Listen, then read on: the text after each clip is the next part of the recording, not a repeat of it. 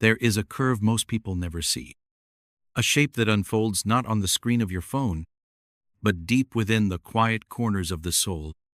You reach for the phone. Again and again. You stare at the screen, waiting for a reply that never quite comes. Not because he's cruel, not because you're unworthy, but because something else is happening. Something invisible.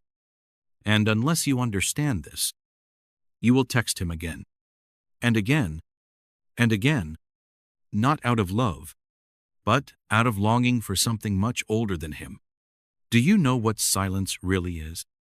Not just the absence of noise, but that aching hush that settles when the soul finally runs out of excuses. That's where you are, not on a modern timeline, but in an ancient space, the temple of unspoken things.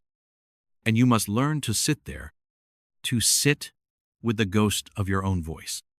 Because the message you want to send, it's not about him.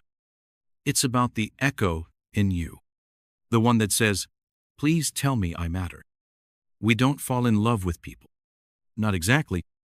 We fall in love with the way they momentarily silence the ache. He made you forget yourself. And that felt like peace. But peace that comes from forgetting is not peace. It is delay. It is a gentle kind of self-abandonment. So when you reach for the phone, pause and ask, what exactly do I want to be answered? What question am I asking without even knowing it? There is a myth, older than Rome. A woman stands by a river. She has lost her reflection. The water no longer shows her face. She waits for a man to appear to speak her name, to make her real again. But the river does not answer, and neither does he, because the reflection she seeks is not in the water. It is in the waiting. Sometimes, the most dangerous thing you can do is be kind to your own confusion, to let it speak, to let it cry, to not interrupt it with emojis and texts and anxious paragraphs that begin with, "Hey, I was just wondering." No, you weren't just wondering. You were grieving. Grieving something that never even got to become whole. He might have loved you. But that's not the point. The point is, what part of you rose up to meet him? What forgotten corner of your soul awakened in his presence? That is what you're texting. Not him, but the lost piece of you that finally felt seen. And that piece, she does not need a reply. She needs to be held by you. Not ignored. Not pitied, but held. Like a secret. Like a child. Like rain in the palm of your hand. You see, most people live as though they're looking through a fogged window. They think they're seeing others, but they're only seeing the shape of their own wound. That's what romance is, at first. A mirror. A tender illusion. And if we are not careful, we chase that illusion until we forget our original face. Why do we want him to write back? Because we are terrified of finishing the sentence on our own. We are terrified that love ends quietly, with no grand gesture, no closure, just silence. But that silence is a doorway. There is an age to your soul that he could never reach.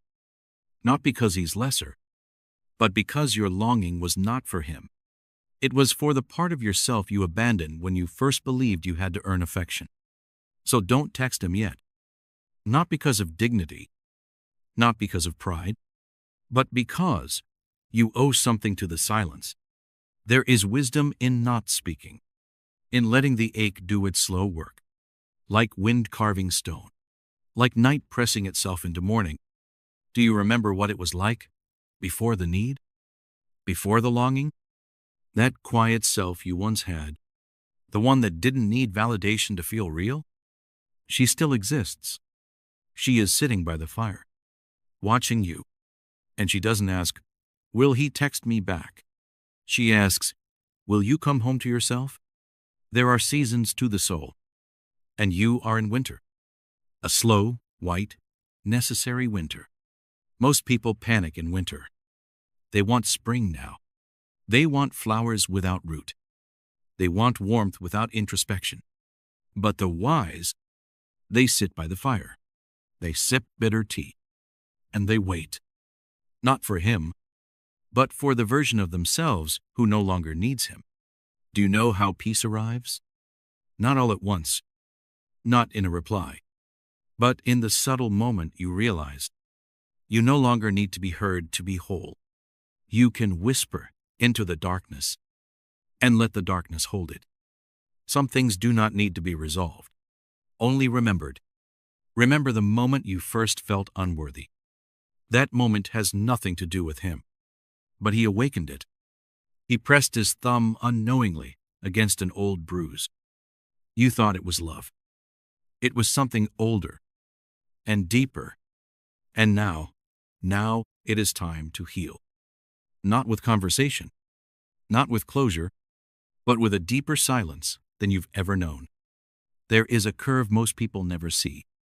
It leads not to him, but back to you. Don't interrupt that curve with a message. Let it finish its bend. Let it bring you home, to the one who never left, to the one who never needed to be chosen, because you were never waiting for a man. You were waiting for the day you would stop begging to be remembered, and finally remember yourself. Pause. Never text him again, until you understand this, that what you're aching for was never in him. It was always a message from your own soul asking to be heard. And now, finally, you are listening.